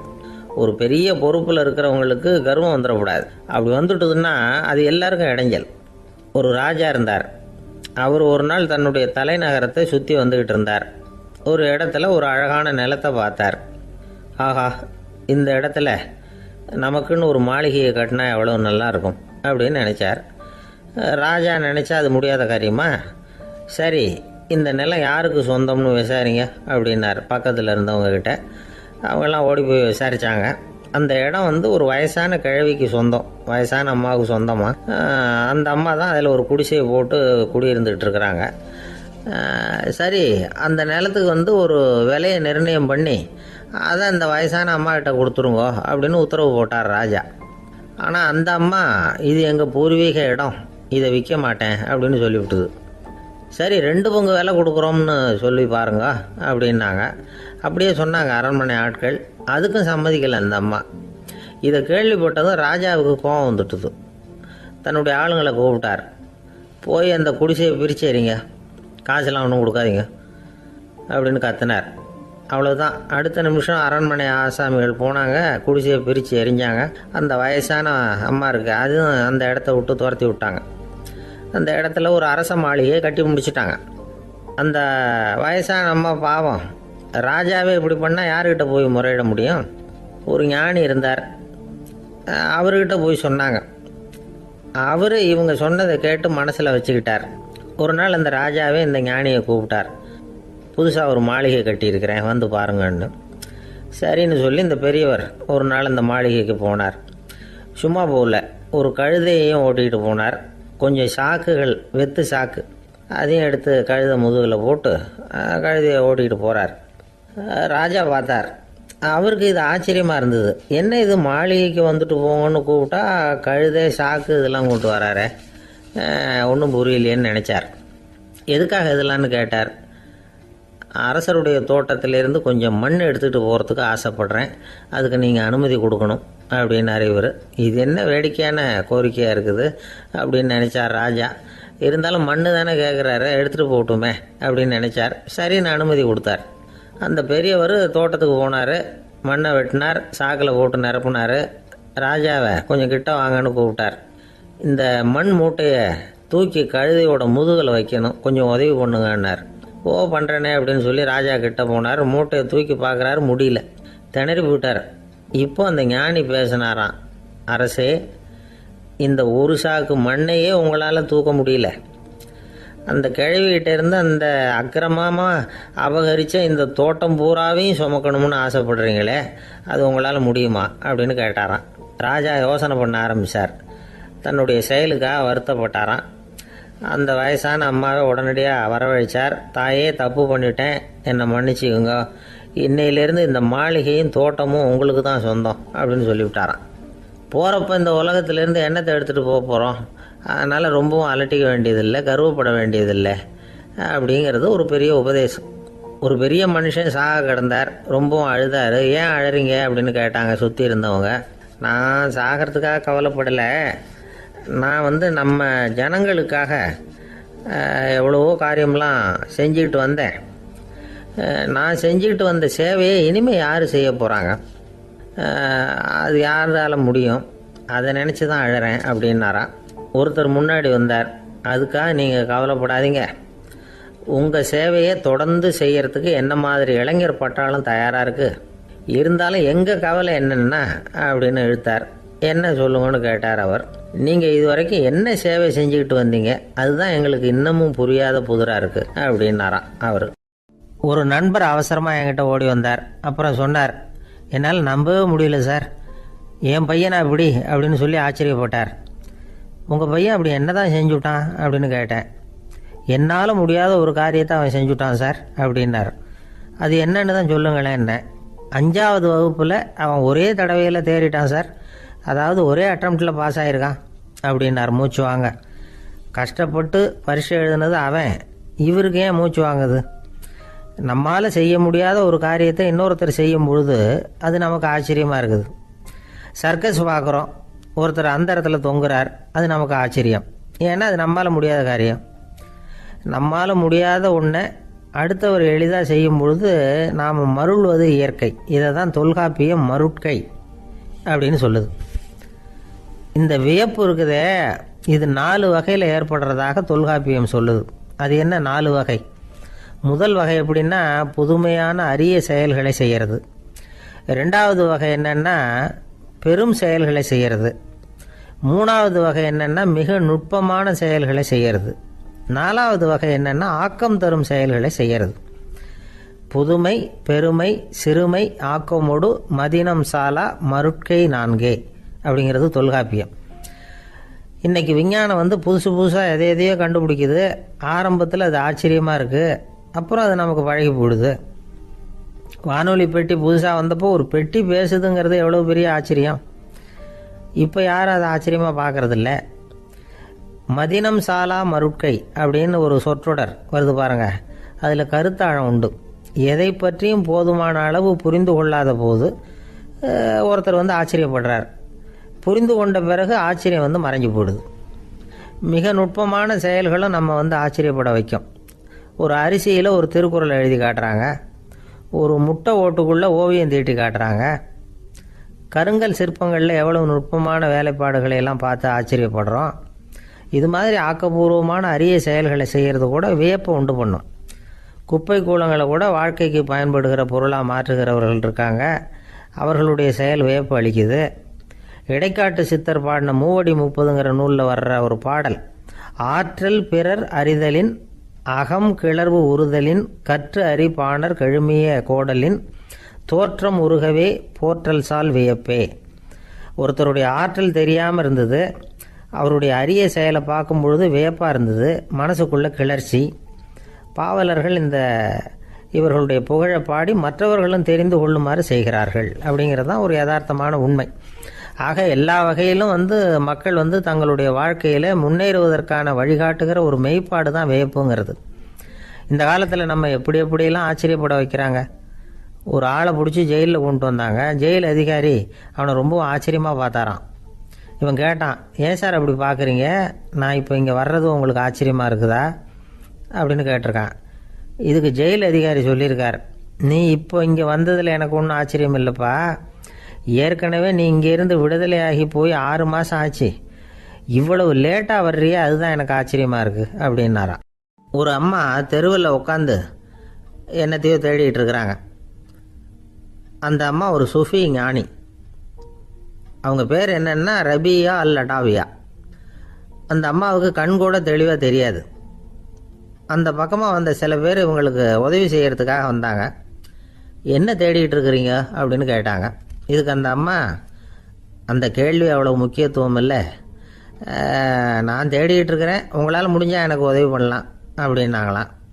உதவி செய்ய வந்தவங்களுக்கு ஆச்சரியம். எதை தேடுறோங்கிறது தெரியாமல் இப்படி ஏன் நேரத்தை செலவழிக்கிறீங்க, நாங்கள் எப்படி உங்களுக்கு உதவ முடியும், எங்களுக்கு ஒன்றும் புரியலையே அப்படின்ட்டுருக்காங்க. சரி, உங்களை திருப்தி பண்ணுறதுக்காக சொல்கிறேன், ஒரு குண்டூசி தொலைஞ்சி போச்சு, அதை தேடுறேன் அப்படின்னாங்களாம் அந்த அம்மா. அதுக்கப்புறம் இவங்களும் சேர்ந்து தேட ஆரம்பிச்சிட்டாங்க. கொஞ்ச நேரம் ஆச்சு, ஒன்றும் கிடைக்கல. உதவி செய்ய வந்தவங்களும் அழுத்து போட்டாங்க. அப்புறம் கேட்டாங்க, இதை பாருங்கம்மா, இது ரொம்பவும் பெரிய தெரு, அகலமான தெரு, அதனால் குறிப்பாக நீங்கள் எந்த இடத்துல அந்த குண்டூசியை தொலைச்சிங்க அதை சொல்ல முடியுமான்னாங்களாம். இதுக்கு அந்த அம்மா, நீங்கள் மறுபடியும் அர்த்தமில்லாத கேள்வியை கேட்குறீங்க, உங்கள் கேள்விக்கும் நான் தேடுறதுக்கும் என்ன சம்மந்தம்னாங்களாம். இதை கேட்டதும் அவங்க ஒரு மாதிரி ஆயிட்டாங்க. என்னம்மா நீங்கள் பைத்தியம் மாதிரி பேசுகிறீங்க அப்படின்னாங்களாம். சரி, உங்களை மறுபடியும் திருப்திப்படுத்துறதுக்காக சொல்கிறேன், அதை நான் எங்கள் வீட்டில் தொலைச்சிட்டேன் அப்படின்னாங்களாம். அப்புறம் எதுக்காக இங்கே தேடிட்டு இருக்கிறீங்க அப்படின்னு கேட்டிருக்காங்க. ஏன்னா இங்கே தான் வெளிச்சம் அதிகமாக இருக்குது, அங்கே வீட்டுக்குள்ளே இருட்டாக இருக்குது, அதனால் இங்கே தேடுறேன், வெளிச்சம் உள்ள இடத்துல தானே தேட முடியும் அப்படின்னாங்களாம் அந்த ஞானி. இந்த கதைக்கு என்ன அர்த்தங்கிறத பெரியவங்க சொல்கிறாங்க. அதாவது இந்த தேடுதல்ங்கிறது ஒரு வியாதி. அது நம்ம சதா அலைய வைக்கும், பைத்தியமாக மாற்றுறதுக்கு முயற்சி பண்ணோம். ஒரு காலம் அது நிறைவு அடையவே அடையாது. வாழ்வுங்கிறது ஒரு புரிந்து கொள்ள முடியாத சதா இயங்கி கொண்டிருக்கிற ஒரு செயல். அதுக்கு ஆரம்பமும் இல்லை, முடிவும் கிடையாது. எதையோ தேடணும் அப்படிங்கிற உந்துதல் நமக்குள்ளே இருக்கும், ஆனால் குறிப்பாக எதை தேடிட்டு இருக்கிறோம் அப்படிங்கிறது புரியாது. அப்படி ஏதாவது ஒன்றை தேடி அடைஞ்சிடுறோம்னு வச்சுக்கோங்க, உடனே ஒரு அதிருப்தி வந்துடும். அதனால் வாழ்க்கைங்கிறது சலிப்பு நிறைந்தது அப்படிங்கிற எண்ணத்தை உண்டாக்கிக்கிறோம். ஒன்று அடைஞ்சதுக்கு அப்புறம் இன்னொன்று தேட ஆரம்பிச்சிருவோம்.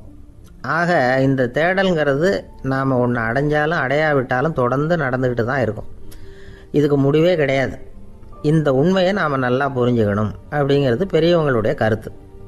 ஏழையும் தேடுறான், பணக்காரனும் தேடுறான், நோயாளியும் தேடுறான், நோய் இல்லாதவனும் தேடுறான், அதிகாரம் உள்ளவனும் தேடுறான், அதிகாரம் இல்லாதவனும் தேடுறான், முட்டாளும் தேடுறான், அறிவாளியும் தேடுறான். ஆனால் யாரும் இதை தான் தேடி சாதிக்க போகிறோம், இதுதான் முடிவு அப்படின்னு திட்டவட்டமாக சொன்னதில்லை. ஒன்று அடைஞ்சதும் இன்னொன்று தேட ஆரம்பிச்சிடுறாங்க, அவ்வளோதான். அதாவது உங்களின் தேடுபவர் உங்கள் உள்ளே தான் இருக்கிறார், அவரை தேடி கண்டுபிடியுங்கள். இதுதான் ஞானிகள் நமக்கு சொல்லுகிற ஒரு ஆலோசனை. நம்மால் ஒருத்தன் ஜெயிலில் இருந்தான். இன்னொரு கைதி அவனை பார்த்து கேட்டான், ஏன்பா உன்னை பார்க்குறதுக்கு வெளியிலேருந்து யாருமே இங்கே வர்றது இல்லையே, உனக்கு சொந்தக்காரங்களே கிடையாதா அப்படின்னு கேட்டானா. ஏன் இல்லை, எனக்கு சொந்தக்காரங்க நிறைய பேர் உண்டு, அவங்க என்னை பார்க்க வராததுக்கு காரணம் வேற அப்படின்ட்டுருக்கான் இவன். என்ன காரணம்னு கேட்டான் அவன். அதுக்கு இவன் சொன்னானா, அதுக்கு என்ன காரணம்னா அவங்க எல்லாரும் இங்கே உள்ளேயே இருக்கிறாங்க அப்படின்னானா. ஒரு ஆசாமி வேகமாக ஓடிக்கிட்டு இருந்தான். ஏன் இப்படி ஓடுறேன்னு கேட்டார் இன்னொருத்தர். அங்கே ஒரு ஆள் அடிபட்டு கிடக்கிறான், அதை பார்த்தேன், உடனே ஓடுறேன்னா. எங்கேன்னு கேட்டார். ஆஸ்பத்திரிக்குன்னா. ஒரு ஆள் அடிபட்டு கிடக்கிறத பார்த்தா உடனடியாக நாம் செய்ய வேண்டியது முதல் உதவி, அதுக்கப்புறம் தான் ஆஸ்பத்திரி. இன்றைக்கி விபத்துங்கிறது சர்வசாதாரணமாக நடந்துக்கிட்டு இருக்குது. வாகன விபத்து, வெடிகுண்டு விபத்து, தீ விபத்து, கட்டடம் சரியறது, பூகம்பம், இப்படி நிறைய நடக்குது. ஒரு விபத்தை பார்த்துட்டா நம்மளில் பல பேர் நமக்கு என்னத்துக்கு வம்புன்னு ஒதுங்கி போயிடுறதும் உண்டு. சில பேர் துணிஞ்சு கிட்ட போய் உதவி செய்கிறதும் உண்டு. அப்படி உதவி செய்ய நினைக்கிறவங்களுக்கு உபயோகப்படுற தகவல் இது. விபத்தில் காயமடைஞ்சவங்கள 3 பிரிவாக பிரிக்கலாமா. முதல் வகை கொஞ்சம் சீரியஸானது, உயிருக்கு உடனே ஆபத்து தரக்கூடியது. மூளை காயம், முகம், கழுத்து காயங்கள், இருதயம், நுரையீரல் காயங்கள், வயத்தில் உள்ளுறுப்பு காயங்கள், அதிகப்படியான இரத்தப்போக்கு, இதனால எல்லாம் பாதிக்கப்பட்டிருந்தால் அது முதல் வகை அப்படின்னு நாமளே மனசுக்குள்ளே முடிவு பண்ணிக்கணும். இவங்களுக்கெல்லாம் உடனடியாக முதல் உதவி கொடுக்கணும். தாமதப்படுத்தாமல் ஆஸ்பத்திரிக்கு கொண்டுகிட்டு போயிடணும். இப்படி கொஞ்சம் எச்சரிக்கையாக நடந்துக்கிட்டால் அவங்களில் பல பேரை காப்பாற்றி போடலாம். 2வது வகை எப்படின்னா, முதல் உதவி விரைவாக கிடைச்சா உயிர் பிழைக்கக்கூடிய மார்பு காயங்கள், கைகால் எலும்பு முறிவு, இடுப்பு முதுகெலும்பு காயம், சீரான இரத்த சேதம், இப்படிப்பட்டவங்களை 2வது வகையாக பிரிக்கணும். ஆபத்து இல்லாத சிராய்ப்புகள், சிறு காயங்கள், இரத்த உறைவுகள், இதனால் பாதிக்கப்படுறவங்க 3வது வகை. ஒருத்தர் தலையில் அடிபட்டு நினைவு விழுந்துட்டாருன்னு வச்சுங்க, அவருக்கு வாந்தி வர்றதுனால புறையேறி மூச்சு அடைப்பு உண்டாகும். இப்படி ஆகாமல் இருக்கிறதுக்காக தலையை ஒரு பக்கமாக சாய்ச்சி வைக்கலாம். நாடி துடிப்பையும் இதய துடிப்பையும் தொட்டு பார்க்கணும். அது குறைஞ்சிருந்தாலும் சரி, நின்று இருந்தாலும் சரி, அவர் மார்பை நிமிஷத்துக்கு 80 தடவை உள்ளங்கையால் அழுத்தி இதய துடிப்பை மீட்கிறதுக்கு உதவி பண்ணணும். கழுத்தில் காயம்பட்டாலும் ஆபத்து அதிகம். கழுத்துக்கு அடியில் ஒரு துண்டை மடித்து வைக்கலாம். 2 பக்கமும் சின்ன தலையணை அல்லது துணி மடிப்புகளை வச்சு கழுத்தை அதிகமாக அசையாமல் பார்த்துக்கலாம். முதுகெலும்பு முறிஞ்சிருக்குமோ அப்படிங்கிற சந்தேகம் இருந்ததுன்னா அவரை அதிகமாக அசைய விடக்கூடாது. அதிகமாக அசைஞ்சால் தண்டு இடத்துல பாதிப்பு ஏற்பட்டு கை கால் விளங்காமல் போயிடும். அவரை ஒரு கனமான போர்வை இல்லைன்னா பாயில் படுக்க வச்சு 4 பேர் மெதுவாக தூக்கி மருத்துவ உதவிக்கு அனுப்பி வைக்கலாம். கையெலும்பு முறிஞ்சிருந்தால் முறிஞ்ச பாகத்தை உடம்போடு சேர்த்து அசையாமல் கட்டி போடலாம். கால் எலும்பு முறிஞ்சிருந்தால் மற்ற காலோடு சேர்த்து கட்டி போடலாம். முறிஞ்ச பாகம் தொங்காமல் பார்த்துக்கணும். அப்போ தான் வீக்கம் உண்டாகாமல் இருக்கும். வெட்டு காயம், குண்டடிப்பட்ட காயம், இதிலெல்லாம் இரத்தப்போக்கு அதிகமாக இருக்கும். ரத்தம் வெளியேற ஆபத்து அதிகம். சுத்தமான துணியை பல மடிப்புகளை மடித்து காயத்தின் மேலே வச்சு அழுத்தமாக ஒரு 10 நிமிஷம் பிடிச்சிக்கணும். ரத்தம் நின்ன உடனே காயத்துக்கு கட்டு போடலாம். சில சமயம் காயம்பட்ட பாகத்தை உயரமாக தூக்கி பிடிச்சிக்கிட்டா தான் ரத்த கசிவு நிற்கும். இந்த விவரங்களையெல்லாம் கொஞ்சம் மனசில் வாங்கி வச்சுக்கிட்டோம்னா சமயத்தில் உதவும். ஏன்னா இந்த காலத்தில் விபத்து எந்த ரூபத்தில் எப்போ வரும்னு யூகிக்கவே முடியல. நண்பர் ஒருத்தர் சொன்னார், நேற்றுக்கு பாருங்கள் சார், என் கண்ணு முன்னாடியே ஒரு சின்ன விபத்து நடந்ததுன்னார். என்னன்னு விசாரித்தோம். ஒரு பஸ்ஸில் வந்துக்கிட்டு இருந்தேன். அந்த பஸ்ஸில் பின்பக்கம் படி ஓரமாக நின்றுக்கிட்டு இருந்த ஒருத்தர் ரோட்டில் விழுந்துட்டார். டிரைவர் அதை கவனிக்கலை, நிறுத்தாமல் அவர் பாட்டுக்கு போகிறாருனார். கண்டக்டர் உடனே விசில் கொடுத்து பஸ்ஸை நிறுத்த வேண்டியது தானே அப்படின்னோம். அதுதான் சார் முடியாமல் போச்சுன்னார் அவர். ஏன்னு கேட்டாங்க. தவறி கீழே விழுந்ததே அந்த கண்டக்டர் தான் சார் அப்படிங்கிறார். ஒரு நாள் ராமர் அரசவையில் உட்காந்துருக்கிறார். ராமராஜ்யம் நடந்துக்கிட்டு இருந்த நேரம். அந்த சமயத்தில் ஒரு நாய் அரச சபைக்கு வந்துதான். அது தலையில் அடிபட்டு ரத்தம். அந்த கோலத்தில் அது அங்கே வந்தது. எல்லாரும் ஆச்சரியமாக அதை பார்த்தாங்க. ராமரும் அந்த நாயை பார்த்தார். நீங்கள் வந்த காரியம் என்ன நடந்தது, எதுவாக இருந்தாலும் பயப்படாமல் சொல்லு அப்படின்னார். உடனே அந்த நாய் மெதுவாக சொல்ல ஆரம்பிச்சுதான். ஐயா, நான் தெருவில் போய்கிட்டு இருந்தேன். வழியில் ஒருத்தர் வந்தார். அவர் வேத சாஸ்திரம்லாம் படித்த பெரியவர். அவர் எந்த காரணமும் இல்லாமல் அவர் கையில் வச்சுருந்த குச்சியால் என் தலையில் அடிச்சுட்டார். அதுதான் தலையில் ரத்தம். இதை நீங்கள் விசாரித்து தகுந்த தீர்ப்பு வழங்கணும் அப்படின்னு தான் அந்த நாய். ராமர் பார்த்தார். உடனே தன்னுடைய காவலர்களை அனுப்புனார். அந்த ஆளை எங்கே இருந்தாலும் போய் கொண்டுகிட்டு வாங்க அப்படின்னு விட்டார். காவலர்கள் போனாங்க. அந்த ஆளை பிடிச்சி கொண்டு வந்துட்டாங்க. அரண்மனைக்கு வா அப்படின்னு சொல்லி கூப்பிட்டுட்டு வந்துட்டாங்க. என்ன நடந்ததுன்னு விசாரித்தார் ராமர். அதுக்கு அந்த ஆள் சொன்னார், நான் வீதி வழியாக வந்துக்கிட்டு இருந்தேன். குறுக்க இந்த நாய் வந்தது. நான் அவசரமாக போய்கிட்டு இருந்தேன். இது எனக்கு வழி விடாமல் குறுக்க பூந்து இடைஞ்சல் பண்ணிச்சு. எனக்கு கோபம் வந்துட்டுது. அதனால் அடிச்சுட்டேன். வேத சாஸ்திரம் படித்த நான் என் வசம் இழந்து கோபப்பட்டது பெரிய தப்பு தான். அதை நான் ஒத்துக்கிறேன். குற்றத்தை ஒப்புக்கொள்கிறேன், எனக்கு என்ன தண்டனை கொடுக்கணுமோ அதை கொடுங்க, ஏற்றுக்கிறேன் அப்படின்னு விட்டார். சரி, இப்போ அந்த ஆளுக்கு தண்டனை கொடுக்கணும். என்ன தண்டனை கொடுக்கறது யோசனை பண்ணார் ராமர். அதையும் அந்த நாய்கிட்டே கேட்டார். நீயே சொல்லு, என்ன தண்டனை கொடுக்கலாம் இவருக்கு அப்படின்னார். இதுக்கு அந்த நாய் என்ன சொல்லிச்சு தெரியுமா? இவரை ஏதாவது ஒரு கோயிலுக்கு தர்மகர்த்தாவாக நியமனம் பண்ணிவிடுங்க, அதுதான் இவருக்கு சரியான தண்டனை அப்படின்னுது. இதை கேட்டதும் ராமர் முகத்தில் புன்னகை. ஆனால் அங்கே இருந்த மற்றவங்களுக்கெல்லாம் ஆச்சரியம். அது எப்படி, தப்பு செஞ்சவங்களுக்கு தண்டனை கொடுக்கறது தானே நியாயம், அதை விட்டுவிட்டு தர்மகர்த்தா பதவியை கொடுக்க சொல்லுது இந்த நாய் அப்படிங்கிற ஆச்சரியம். இந்த சந்தேகத்தை அந்த நாய்கிட்டே கேட்டாங்க அங்கே இருந்தவங்க. இதுக்கு அந்த நாய் பதில் சொல்லிச்சான். நான் போன பிறவியில் ஒரு கோயிலுக்கு தர்மகர்த்தாவாக இருந்தேன். எவ்வளவோ கவனமாக எச்சரிக்கையாக தான் என்னுடைய கடமைகளை எல்லாம் செஞ்சுக்கிட்டு வந்தேன். அப்படி இருந்தாலும் சில சமயங்களில் என்னையும் மீறி கோயில் செல்வத்தை நான் அனுபவிக்கிறதுக்கு காரணமாயிட்டேன். ஒரு கோவிலுக்கு தர்மகர்த்தாவாக இருக்கிறவங்க எப்படியும் இந்த பாவத்திலேருந்து தப்பிக்கிறது கஷ்டம். அதனால தான் நான் இந்த பிறவியில் நாயாக பிறந்து இப்படி கஷ்டப்படுறேன். இதே நிலைமை இந்த ஆளுக்கும் ஏற்படணும் அப்படிங்கிறதுக்காக தான் அவரையும் ஒரு கோயிலுக்கு தர்மகர்த்தாவை நியமிக்கும்படி கேட்டுக்கிட்டேன் அப்படின்னு தான் இந்த நாய். இதிலேருந்து என்ன தெரியுது? எந்த பதவியில் நாம் இருந்தாலும் நமக்கு தெரியாமல் கூட அதை தவறாக உபயோகப்படுத்தக்கூடாதுங்கிறத இதிலேருந்து புரிஞ்சுக்கணும். இல்லைன்னா அடுத்த பிறவியில் நாயாக பிறந்து எங்கேயாவது போய் வாழை ஆட்டிகிட்டு நிற்க வேண்டியது தான். கோவில் வாசலில் 2 நாய் பேசிக்கிட்டு இருந்து தான், போன ஜென்மத்தில் நான் மனுஷனாக தான் இருந்தேன். ஒரு கோவில் பூசாரி பேச்சை கேட்டுவிட்டு அவரோட கூட்டு சேர்ந்துக்கிட்டு ஆண்டவன் போட்டிருந்த நகையெல்லாம் அபகரித்து என்கிட்ட கொடுத்தாரு அவர். நான் எடுத்துகிட்டு வந்துட்டேன். திருடினது அந்த ஆள் தான், எடுத்துக்கிட்டு வந்தது தான் நான். இருந்தாலும் நான் மட்டும் நாயாக பிறந்துட்டேன். இப்போ மட்டும் அந்த பூசாரி என்கிட்ட மாட்டினா கடித்து குதறி விடுவேன் அப்படின்னு தான். அவசரப்பட்டு அப்படி செஞ்சுடாதே, பதிலுக்கு அவரும் உன்னை திருப்பி கடித்தாலும் கடிச்சிருவார். ஏன்னா அவரும் இப்போ ஒரு நாயாக தான் பிறந்திருக்கிறார் அப்படின்னு தான். இன்னொன்று, அது எப்படி உனக்கு தெரியும்னு தான். இது நான் தானே அது அப்படின்னு தான் அந்த நாய். இந்த காலத்துக்குள்ள ஒருத்தன் தன்னோட அப்பாவை பார்த்து சொன்னான், அப்பா நான் உனக்கு உதவி செய்யலாம்னு நினைக்கிறேன், என்ன உதவி செய்யணும்னு சொல்லு அப்படின்னா. நீ சும்மா இருந்தால் அதுவே எனக்கு செய்கிற பெரிய உதவிடா அப்படின்னார் அப்பா. சும்மா இருக்கிறதும் ஒரு உதவி தான், அது மாதிரி மௌனமும் ஒரு சமூக சேவை தான் அப்படிங்கிறார் காஞ்சி பெரியவர். நமக்கு 5 புலன்கள் இருக்குது, மெய், வாய், கண், மூக்கு, செவி. இந்த 5லேயும் அதிகப்படியான வேலை எதுக்குன்னு நினைக்கிறீங்க? வாய்க்கு தான். ஏன்னா அதுக்கு 2 வேலை. இப்போ கண்ணுக்கு பார்க்குறது மட்டும்தான் வேலை, காதுக்கு கேட்குறது மட்டும்தான் வேலை, மூக்குக்கு வாசனை அறியறது தான் வேலை, உடம்புக்கு உணர்றது மட்டும்தான் வேலை. ஆனால் வாய் அப்படி இல்லை, அதுக்கு 2 வேலை. சாப்பிட்றதும் அதுதான், பேசுகிறதும் அதுதான். அதாவது வாய் ஒன்று தான் கர்மேந்திரியமாகவும் இருக்குது, ஞானேந்திரியமாகவும் இருக்குது அப்படின்னு சொல்லுவாங்க. சாப்பாட்டில் உட்காந்தா எந்தெந்த ஆகாரம் என்னென்ன ருசின்னு அறிவிக்கிற வேலையும் செய்யுது. சபையில் உட்காந்தா பாடுறது, பேசுறது, சிரிக்கிறது, இது மாதிரியான வேலையும் செய்யுது. இன்னொரு வித்தியாசம், கண்ணு, காது, மூக்கெல்லாம் ஸ்ட்ரெயின் பண்ணிக்கிட்டு வேலை செய்கிறதில்ல. ஒரு ரோஜா பூவை பார்த்தா உடனே மூக்கு அப்படியும் இப்படியும் அசைய ஆரம்பிக்கிறதில்ல. ஒரு சங்கீதத்தை கேட்ட உடனே காது ஆட ஆரம்பிக்காது.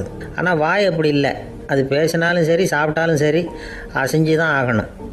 ஆக மற்றதை விட வாய்க்கு வேலை ஜாஸ்தின்னு தெரியுது. சாப்பிட்றது, பேசுறது அப்படின்னு 2 காரியம் அதுக்கு. இப்படி 2 காரியம் இருக்கிறதுனால அது 2ஐயும் பாதியாக குறைச்சிக்கணுங்கிறது கடவுள் அபிப்பிராயமாக இருக்கணும் அப்படிங்கிறார் காஞ்சி பெரியவர். ஆனால் இப்போ நாம் அப்படியா நடந்துக்கிறோம்? அதுக்கு நேர்மாறாக நடந்துக்கிறோம். நாம் சாப்பிட்றதும் அதிகம், பேசுகிறதும் அதிகம், 2 வேலையையும் தேவைக்கு அதிகமாகவே செய்கிறோம். வாய் தான் ரொம்ப ஓவர் ஒர்க்குடு. அதுக்கு ஓய்வு கொடுத்தா உடம்பும் நல்லாயிருக்கும், உலகமும் நல்லாயிருக்கும். மௌன விரதம் இருக்கிறதெல்லாம் எதுக்காக நினைக்கிறீங்க? இதுக்காக தான். இந்த காலத்தில் மௌனமாக இருக்கிறவங்கெல்லாம் மகத்தான தொண்டு செய்கிறாங்க அப்படின்னு தான் சொல்லணும். சத்தம் அதிகமாக போய் தான் சவுண்டு பொல்யூஷன் வருது. அது மட்டும் இல்லை, மௌனமாக இருந்தால் சண்டை சச்சரவே வராது. மௌனம் கலக நாஸ்தி.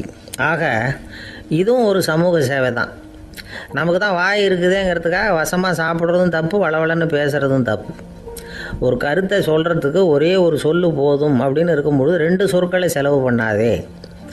எவ்வளவு சொன்னாலும் அதனால் ஒரு பயனும் விளையாது அப்படின்னு தெரிய வருமையானால் அந்த ஒரு சொல்லையும் விரயம் பண்ணாதே அப்படிங்கிறார். ஒரு அறிஞர். எல்லா குணங்கள்லேயும் மௌனம்தான் சிறந்தது அப்படிங்கிறார் ஒருத்தர். மௌனமாக இருக்கிறது மூலமாக மற்றவர்கள் குறைகளை நம்மளால் தெரிஞ்சுக்க முடியும். அதே சமயத்தில் நம்மகிட்ட இருக்கிற குறைகளை மற்றவங்களுக்கு தெரியாமல் மறைச்சிக்கவும் முடியுங்கிறார் அவர். உண்மைதானே? ஒரு பெரிய மேடை பேச்சாளர், பொது வாழ்க்கையில் 25 வருஷ காலமாக ஈடுபட்டிருக்கிறவர். அவர் மனைவி ஒரு நாள் சொன்னாங்க, எங்கள் வீட்டுக்காரர் 25 வருஷ காலமாக பொது வாழ்வில் ஈடுபட்டிருந்தா கூட இந்த மாதம் 10ஆம் தேதியிலேருந்து தான் மக்களுக்கு சேவை செய்ய ஆரம்பிச்சிருக்கார் அப்படின்னு நாங்கள் ரொம்ப பெருமையாக. 10ஆம் தேதிக்கு அப்படி என்ன விசேஷம் அப்படின்னு கேட்டோம். அன்னையிலேருந்து தான் அவர் மேடையில் பேசுகிறத நிறுத்தினார் அப்படின்னாங்க அந்த அம்மா. நம்மக்கிட்ட ஒருத்தன் தப்பாக நடந்துக்கிட்டானா உடனே நாம் என்ன செய்வோம்? கையை ஓங்கிட்டு அவனை அடிக்க போவோம். நாம் அவங்ககிட்ட அவனை விட ஒருபடி மேலாக தப்பாக நடந்துக்குவோம். ஆனால் பெரியவங்கள்லாம் அப்படி நடந்துக்கிறது இல்லை. இன்னா செய்தாரை ஒருத்தல் அவர் நாண நன்னயம் செய்து விடல் அப்படின்னு வள்ளுவர் சொல்லியிருக்கார் இல்லையா? அதுக்கு தகுந்த மாதிரி நடந்துக்குவாங்க. பாயசித் விஸ்தாமிங்கிறவர் ஒரு பெரிய ஞானி. அவர் ஒரு நாள் ராத்திரி ரொம்ப நேரம் மசூதியில் இருந்துட்டு வீட்டுக்கு திரும்பி வந்துக்கிட்டு இருக்கிறார். வழியில் ஒரு குடிகாரன், அவன் கையில் ஒரு இசைக்கருவி, அதை கண்ணா பின்னான்னு மீட்டிக்கிட்டு வாய்க்கு வந்தபடி என்னத்தையோ பாட்டுன்னு நினச்சிக்கிட்டு பாடிக்கிட்டு அவன் பாட்டுக்கு கிடக்கிறான் வழியில். அதோடு இருந்தாலும் பரவாயில்ல, அந்த பக்கமாக வழியில் போகிறவங்க வர்றவங்களையெல்லாம் பார்த்து கண்ணா பின்னான்னு திட்டிக்கிட்டு இருக்கிறான், ரொம்ப வளர்க்குறான். பாயசீத் பிஸ்தாமிங்கிற அந்த பெரியவர் அந்த வழியாக போகிறார். அவனை பார்க்குறார். அவனுடைய நிலைமையை பார்த்துட்டு பரிதாபப்படுறார். ஏன்பா இது மாதிரியெல்லாம் நடந்துக்கிற, இப்படி நடக்கலாமா அப்படின்னு ஏதோ கொஞ்சம் புத்திமதி சொல்கிறதுக்கு ஆரம்பித்தார். அவனுக்கு கோபம் வந்துட்டுது. கையில் வச்சிருந்த வாத்திய கருவி அதால் ஓங்கி அந்த பெரியவர் தலையில் ஒரு அடி கொடுத்தான். ரத்த காயம் ஏற்பட்டு போச்சு. அவன் கையில் இருந்த இசைக்கருவியும் அடித்த வேகத்தில் 2ஆக உடஞ்சி போச்சு. அவ்வளோ வேகமாக அடிச்சிருக்கான். இவ்வளவு தூரத்துக்கு நடந்து போச்சுல்ல, அந்த மாபெரும் ஞானி வாயை திறந்து ஒரு வார்த்தை கூட பேசலை. பேசாமல் தலையை பிடிச்சிக்கிட்டு அவர் பாட்டுக்கு போயிட்டார். மறுநாள் அந்த பெரியவர் என்ன பண்ணார் தெரியுமா? கொஞ்சம் இனிப்பு பண்டங்கள், கொஞ்சம் பணம், இது ரெண்டையும் ஒரு ஆள் மூலமாக அனுப்பி வச்சார் அந்த குடிகாரனுக்கு. அவனுக்கு ஒன்றும் புரியல. என்ன விவரம்னு விசாரித்தான். வந்த ஆள் ஒரு கடுதாசியை நீட்டினான். அதில் விவரம் இருந்தது. ஞானி எழுதியிருக்கிறார், இதை பார்ப்பா, உங்களுடைய இசைக்கருவி உடையறதுக்கு என்னுடைய தலை காரணமாக ஆயிட்டுது. அதுக்காக நான் ரொம்ப வருத்தப்படுறேன். அதுக்காக தான் பணம் அனுப்பி வச்சுருக்கேன். வேறு புதுசாக ஒரு இசைக்கருவி வாங்கிக்கோ. அப்புறம் இன்னொரு விஷயம், நேற்றுக்கு ராத்திரி என்கிட்ட ஏகப்பட்ட கசப்பான வார்த்தைகளை பேசினேன். இதோடு அனுப்பியிருக்கிற இனிப்பு பண்டங்களை சாப்பிட்டு உன்னுடைய நாவில் உள்ள கசப்பை மாற்றிக்கோ அப்படின்னு அதில் எழுதப்பட்டிருந்தது. இந்த சமயத்தில் அவன் குடி மயக்கத்தில் இல்லை, கிழிஞ்சு போயிருந்த நேரம் இது. அதனால் அதை படித்த உடனே அவனுக்கு ரொம்ப வெக்கமாக போச்சு. தலை குனிஞ்சான், யோசனை பண்ணான். கொஞ்ச நேரத்தில் தன்னுடைய நண்பர்கள் சில பேரையும் கூப்பிட்டுக்கிட்டு நேராக அந்த ஞானி இருக்கிற இடத்துக்கு ஓடினான். அவர் காலில் விழுந்தான். அவர்கிட்ட மன்னிப்பு கேட்டுக்கிட்டான். பெரியவங்களே தெரியாமல் நான் இந்த பாவச் செயலை பண்ணிவிட்டேன், என்னை மன்னிச்சுங்க. உங்களுடைய பொறுமையும் போதனையும் என்னுடைய கண்ணை திறந்துட்டுது. இனிமேல் நானும் என்னுடைய நண்பர்களும் நல்ல வழியில் திருந்தி வாழ போகிறோம் அப்படின்னா. ஞானி செய்த நன்னயம் குடிகாரனை எப்படி திருத்திருக்கு பார்த்தீங்களா? இந்த கதையை கேட்டுவிட்டு ஒருத்தர் சொன்னார், என் வாழ்க்கையில் கூட அப்படி ஒரு சம்பவம் நடந்தது சார். நானும் ஒரு நாள் ராத்திரி ஓவராக குடிச்சிட்டு ஒரு கிட்டாரை வாசிச்சுக்கிட்டு கண்ணாபின்னான்னு உளறிக்கிட்டு திட்டிக்கிட்டு இருந்தேன். அந்த சமயம் அந்த வழியாக ஒருத்தர் வந்தார். ஓங்கி தலையில் ஒரே ஒரு அடி, ரத்தம் வந்துட்டுது. அதுக்கப்புறம் என் மனசு தெரிஞ்சுட்டுது சார் அப்படின்னார். அப்படியா என்ன? ஆச்சரியமா. ஆமாம் சார், அடி விழுந்தது அவர் தலையில் இல்லை, என் தலையில். வந்தவர் என்ன அப்படி அடிச்சுட்டார். மயக்கம் தெளிஞ்சதுக்கு அப்புறம்தான் எனக்கு விவரம் புரிஞ்சுது. அவர் ஒரு போலீஸ்காரர் அப்படின்னார் ரொம்ப சோகமாக. அந்த ஆளுக்கு பேச தெரியாது, அவர்கிட்ட கொஞ்சம் எச்சரிக்கையாக நடந்துக்கோ அப்படின்னு சொல்கிறது உண்டு. அப்படின்னா என்ன அர்த்தம்? அவர் இன்னமும் குழந்தையாகவே இருக்கிறாரு, இன்னும் பேச்சு வரலன்னு அர்த்தம்? அப்படி இல்லை, அவருக்கு நாகரிகமாக பேச தெரியலன்னு அர்த்தம். பேசுறதுங்கிறது மனுஷனால் மட்டுமே முடியக்கூடிய ஒரு காரியம். அப்படி இருந்தும் அதோட பெருமையை அவன் இன்னமும் சரியாக புரிஞ்சிக்கலன்னு தான் சொல்லணும். அதனால தான் அவன் அளவுக்கு அதிகமாக வார்த்தைகளை கொட்டி விடுறான். அதுக்கப்புறம் அதையெல்லாம் திருப்பி அள்ள முடியாமல் கிடந்து கஷ்டப்படுறான். கொட்டின வார்த்தையை அள்ள முடியுமா? ஒருத்தரை இன்னைக்கு பார்த்து முட்டாள்னு திட்டி விடுறீங்க, நாளைக்கு மறுபடியும் அவர்கிட்ட போய் நேற்றுக்கு உன்னை முட்டாள்னு சொல்லிவிட்டேன், அந்த வார்த்தையை திருப்பி கொடு, வாங்கிட்டு போயிடுறேன் அப்படின்னு நான் சொல்ல முடியும்? அவன் கோபக்காரனாக இருந்தால் நேற்றுக்கே அதை வேறு விதமாக உங்களுக்கு திருப்பி கொடுத்துருப்பான். உலகத்தில் எவ்வளவோ ஜீவராசிகள் இருக்குது, அதுக்கெல்லாம் வாய் இருக்குது. அந்த வாயெல்லாம் எதுக்கு உபயோகம்? சாப்பிட்றதுக்காக. ஆனால் நமக்கு இருக்கிற வாய் சாப்பிட்றதுக்காக மட்டும் இல்லை, பேசுகிறதுக்காகவும் தான். பேச முடியலன்னா வாய் இருந்தால் கூட அது வாயில்லா ஜீவன் தான். ஒரு பையனை பார்த்து அது வாய் உள்ள புள்ள பொழைச்சிக்கும் அப்படின்னா மற்ற பையன்களுக்கெல்லாம் முகத்தில் வாயே இல்லைன்னு அர்த்தம். அப்படி இல்லை, அந்த பையன் கொஞ்சம் கெட்டிக்காரத்தனமாக பேசுவான்னு அர்த்தம். அதனால் எப்படி பேசணும் அப்படிங்கிறத நாம் முக்கியமாக தெரிஞ்சுக்கணும். இதுக்கு 8 விதமான குறிப்புகளை நம்ம பெரியவங்க சொல்லியிருக்கிறாங்க. பேச்சுக்கு 8 அங்கங்கள் உண்டு அப்படின்னு அவங்க சொல்கிறாங்க. அதெல்லாம் என்னென்ன அப்படின்னா உண்மை, நன்மை, அன்பு, நிதானம், இனிமை, ஆழம், சமயமறிதல், சபையறிதல். இந்த 8 தன்மையும் பேச்சில் இருக்கணுமா. இதையே கொஞ்சம் விவரமாக சில பேர் போர்டில் எழுதி வச்சுருப்பாங்க. அதாவது எழுத்துலையாவது அதெல்லாம் இருக்கட்டுமே அப்படின்னு நினச்சி நீங்கள் கூட சில இடங்களில் இதை பார்த்துருக்கலாம்.